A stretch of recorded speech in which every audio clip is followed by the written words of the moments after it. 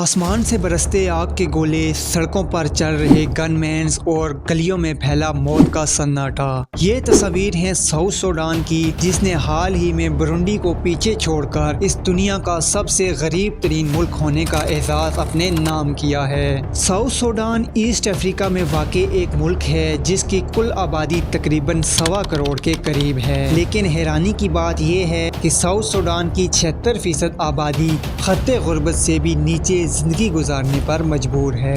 आखिर इस मुल्क के साथ ऐसा क्या हुआ और इसका जिम्मेदार कौन है, जानते हैं हमारी आज की इस आई ओपनिंग वीडियो में। नाजरीन, साउथ सूडान 2011 में सूडान की मेनलैंड से इलादा होकर एक नया मुल्क बना। इससे पहले मेनलैंड सूडान के 2 हिस्से थे। नॉर्थ सूडान में मुसलमानों की अक्सरियत थी, जबकि साउथ सूडान में क्रिश्चियंस बड़ी तादाद में आबाद थे।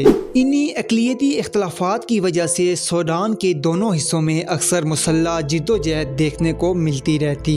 इसके साथ 1955 में सूडान में सिविल वार का आगाज हुआ, जो अगले 17 साल जारी रही और 1972 में जाकर इस सिविल वार का खात्मा हुआ। इसके साथ ही 1983 में नॉर्थ और साउथ सूडान में एक बार फिर जंग शुरू हो गई, जो 2005 में जाकर ख़त्म हुई और इस जंग के सिलसिले में तकरीबन 20 लाख लोगों को अपनी जान से हाथ गंवाना पड़े। इन सभी टेंशन्स की वजह से बिल आखिर 2011 में एक रेफरेंडम के जरिए साउथ सूडान मेनलैंड सूडान से अलहदा होकर एक नए मुल्क की सूरत में दुनिया के नक्शे पर उभरा। ये थी साउथ सूडान की वो शॉर्ट सी हिस्ट्री जिसने आगे चलकर इस मुल्क के हालात को बेहद मुतासिर किया। जैसे ही साउथ सूडान एक नया मुल्क बना तो इसकी भागदौड़ इस वक्त की सबसे बड़ी political party people liberation movement ने संभाल ली। मगर कुछ अरसा बाद ही इस पार्टी के अंदर इख्तलाफात इस हद तक बढ़ गए कि साउथ सूडान के प्रेसिडेंट ने अपने ही वाइस प्रेसिडेंट पे इल्जाम लगाया कि ये मुझे पावर से हटाना चाहता है। इन्हीं सियासी इख्तलाफात की वजह से अवाम भी 2 ग्रुपों में बट गई और एक दूसरे के खिलाफ वायलेंस पर उतर आई। यहाँ वायलेंस इस हद तक बढ़ गया कि तकरीबन 40 लाख लोगों को अपना घर बार छोड़कर कैंपों में जिंदगी गुजारनी पड़ी। हालात इस कदर खराब हो गए कि मुल्क भर में तशद्दुद, चोरियां और डाके आम हो गए। हत्ता के इमदादी सामान से बड़े ट्रक जो कि रेफ्यूजीज के लिए मदद लेकर जा रहे थे, उनको भी लूटा जाने लगा। साउथ सूडान के हालात इस कदर खराब हो गए कि यहाँ के लोगों को अपना पेट भरने के लिए घास और पत्ते खाकर गुजारा करना पड़ा। नाजरीन, अगर हम सिक्के का दूसरा रुख देखें तो साउथ सूडान नेचुरल रिसोर्सेज से माला माल है। इस मुल्क के पास क्रूड ऑयल और सोने के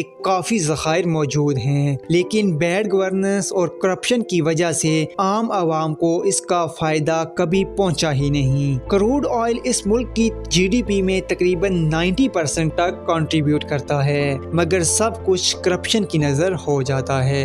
इसके अलावा साउथ सूडान का दूसरा सबसे अहम मसला कहत है, क्योंकि इस मुल्क की 80% आबादी गांव में रहती है और ज़राअत से वाबस्ता है। इसलिए खुश्क साली और कहत इस मुल्क को झंझोड़ कर रख देती है। साथ ही सूडान के 70% बच्चे बुनियादी तालीम से भी महरूम हैं, जो कि न सिर्फ इन बच्चों के मुस्तकबिल बल्कि सूडान के मुस्तकबिल के लिए भी एक बहुत बड़ा खतरा है। तो नाजरीन, इन्हीं वजूहात की बिना पर साउथ सूडान के तकरीबन 20 लाख लोग मुख्तलिफ ममालिक जैसे कीनिया, एथोपिया और युगांडा में जाकर आबाद हो गए हैं। 2025 में साउथ सूडान को GDP के लिहाज से दुनिया का सबसे गरीब तरीन मुल्क करार दिया गया और मुस्तकबिल करीब में इसके हालात में बेहतरी की भी कोई उम्मीद नजर नहीं आती।